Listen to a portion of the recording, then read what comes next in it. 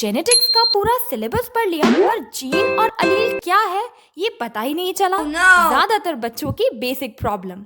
दुनिया का हर living organism reproduction करता है और बच्चे कभी भी अपने पेरेंट्स की डिट्टो कॉपी नहीं होते।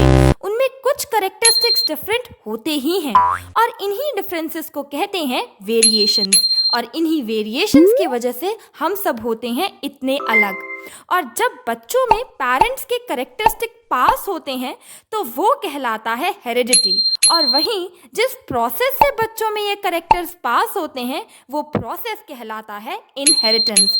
तो हेरिडिटी और इनहेरिटेंस दो अलग टर्म्स हैं लेकिन इनका बेसिस एक ही है। और अभी तक मैंने जो भी टर्म्स बोली, वेरिएशन, हेरिडिटी, इनहेरिटेंस, इन सभी की साइंटिफिक स्टडी करना ही कहलाता है जेनेटिक्स। तो जेनेटिक्स आया एक ग्रीक वर्ड जेनो से, जिसका मतलब है गिव बर्थ या टू जनरेट। और ये शब्द दिया गया था एक ब्रिटिश साइंटिस्ट विलियम बेटेसन द्वारा। वैसे तो जेनेटिक्स कई टाइप्स की होती है, जैसे classical genetics, molecular genetics, population genetics और एवोल्यूशनरी जेनेटिक्स, लेकिन सबसे बेसिक होती है क्लासिकल जेनेटिक्स, जिसमें फर्दर आती है मेंडेलियन जेनेटिक्स। मेंडेलियन जेनेटिक्स जो पड़ी है ग्रेगोर जोहान मेंडल के नाम पे, जिन्हें फादर ऑफ जेनेटिक्स भी कहा जाता है।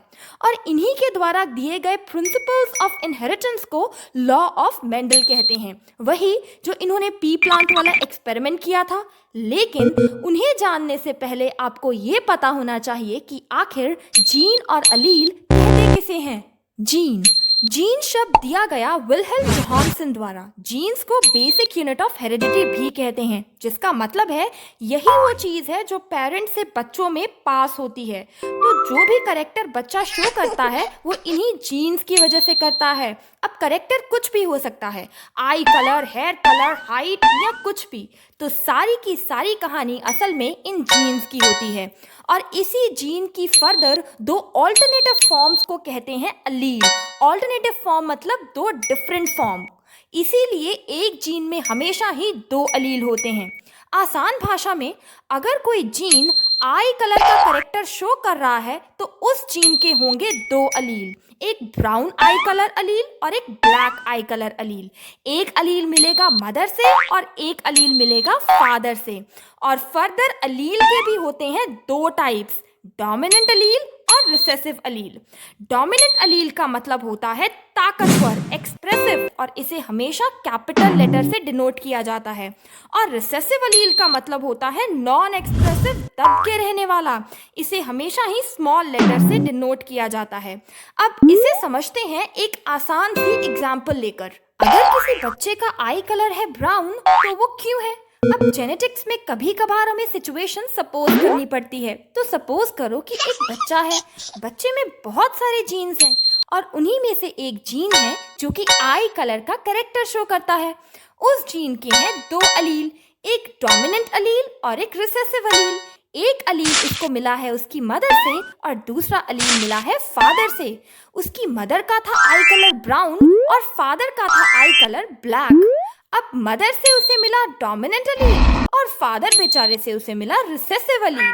अब क्योंकि डोमिनेंट अलील होता है एक्सप्रेसिव और बच्चे को मदर से मिला डोमिनेंट अलील, तो एक्सप्रेस भी तो मदर का डोमिनेंट अलील ही होना था। इसीलिए बच्चे का आई कलर हुआ ब्राउन।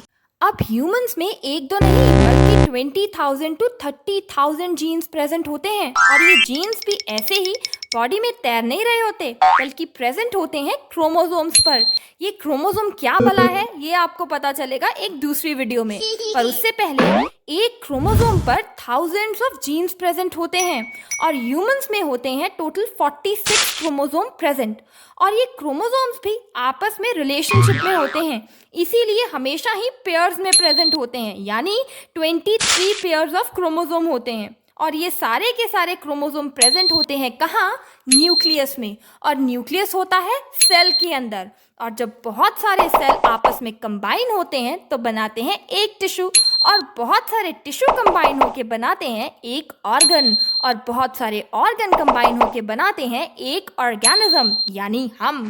तो इसलिए हम कह सकते हैं कि जेनेटिक्स तो हमारे रग रग में है। और लास्ट में एक इंटरेस्टिंग फैक्ट, ह्यूमंस का 98% ऑफ डीएनए चिंपैंजी से मैच करता है और 90% ऑफ डीएनए चूहों से मैच होता है।